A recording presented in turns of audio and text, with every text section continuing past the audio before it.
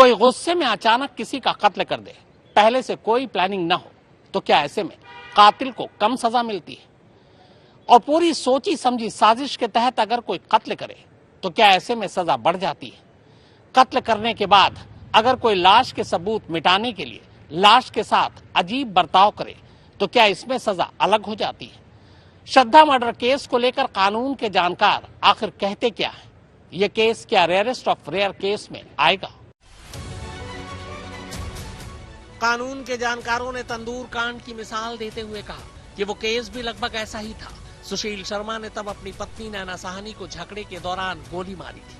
वो कत्ल भी अचानक हुआ था, लेकिन इसके बाद सुशील शर्मा ने नैना साहनी की लाश को ठिकाने लगाने के लिए जिस तरह उसे तंदूर में डाला, वो एक सोची समझी साजिश थी ताकि लाश का सबूत किसी के हाथ न लगे। यही वजह है कि तब अदालत ने नैना साहनी के कत्ल को रेयरेस्ट ऑफ रेयर करार देते हुए सुशील शर्मा को फांसी की सजा सुनाई थी। हालांकि बाद में सुप्रीम कोर्ट ने इसे उम्र कैद में बदल दिया। श्रद्धा मर्डर केस भी वैसे ही रेयरेस्ट एंड रेयर केसेस है। इसमें और नैना साहनी मर्डर केस में खाली डिफरेंस ये है कि नैना साहनी मर्डर केस में जब उसने मर्डर किया था तो उसके तुरंत बाद जो है वो पकड़ा गया था जब बॉडी को डिस्पोज ऑफ कर रहा था, जबकि श्रद्धा केस में उसने बॉडी को डिस्पोज ऑफ बहुत देर पहले कर दिया था। करीब करीब आप लगाएं 6 महीने पहले उसने कर दिया था उसको डिस्पोज ऑफ, और उसके बाद पता लगा है कि उसने मर्डर किया है।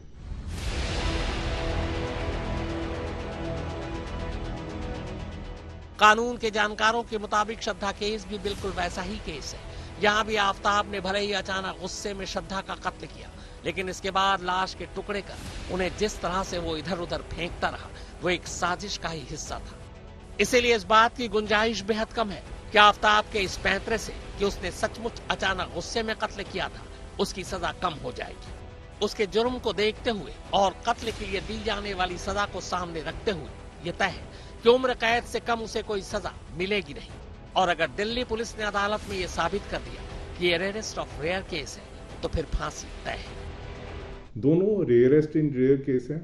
रेयरेस्ट इन रेयर केसेस का मतलब ये होता है कि वो एक आम मर्डर नहीं है, रेयर टाइप का वैसा मर्डर होता है, इसलिए इनको रेयरेस्ट इन रेयर केस कहते हैं। और रेयरेस्ट इन रेयर केसेस में सुप्रीम कोर्ट ने कहा हुआ है कि एक्यूज को डेथ पेनल्टी देनी चाहिए। जो श्रद्धा केस में जो मुलजिम आफ्ताब है, उसने जो प्ली ली हुई है कि ये उसने सडन और ग्रेव प्रोवोकेशन में उसने मर्डर किया, वो प्ली इसकी अब टीनेबल नहीं है। वो इसलिए वो टीनेबल नहीं है, लॉ में वो नहीं ठहरती, क्योंकि अगर कोई सडन और ग्रेव प्रोवोकेशन में अगर मर्डर करता भी है तो उसके फौरन बाद उसको जो है पुलिस को बताना चाहिए। इसमें क्योंकि पुलिस को नहीं बताया, इसलिए उस कैटेगरी में नहीं आता। हालांकि कानूनन आफ्ताब को सजा मिलने में अभी कई साल लग जाएंगे। पहले तो निचली अदालत है, फिर हाई कोर्ट, फिर सुप्रीम कोर्ट। मतलब कितनी भी जल्दी सुनवाई निपटा ली जाए, 5-10 साल तो लग ही जाए। लेकिन उस सजा से पहले ही बहुत से लोग खुद आफ्ताब को अपने हाथों से सजा देना चाहते हैं। ऐसे ही कुछ लोगों ने सोमवार को आफ्ताब की उस जेल वैन पर हमला बोला था जिस वैन से वो फॉरेंसिक लैब से वापस तिहाड़ जा रहा था। आफ्ताब के खिलाफ लोगों के गुस्से को देखते हुए न सिर्फ जेल के बाहर बल्कि अब जेल के अंदर भी उसकी सुरक्षा कड़ी कर दी गई है। आफ्ताब को आम कैदियों से अलग सेल में रखा गया है। 24 घंटे सीसीटीवी कैमरे से उसकी निगरानी की जा रही है। साथ ही जेल संतरे भी लगातार उसकी हर हरकत पर नजरें गड़ाए। श्रद्धा मर्डर केस की जांच जैसे जैसे आगे बढ़ रही है, वैसे वैसे पुलिस कई सबूत इकट्ठा करती जा रही है। हालांकि अभी भी इस मामले में कई ऐसे सबूत हैं जिनकी जांच रिपोर्ट आना बाकी है, जिसके आधार पर यह तय होगा कि वाकई आरोपी इस मामले में शामिल है या फिर नहीं। पुलिस के पास न सिर्फ सर्कमस्टांशियल एविडेंसेस हैं, बल्कि इस मामले में फॉरेंसिक एविडेंसेस भी हैं।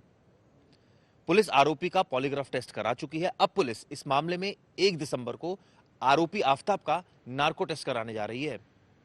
ऐसे में अगर नार्को टेस्ट पुलिस की थ्योरी को सपोर्ट करता है तो निश्चित रूप से यह दिल्ली पुलिस के लिए जीत होगी।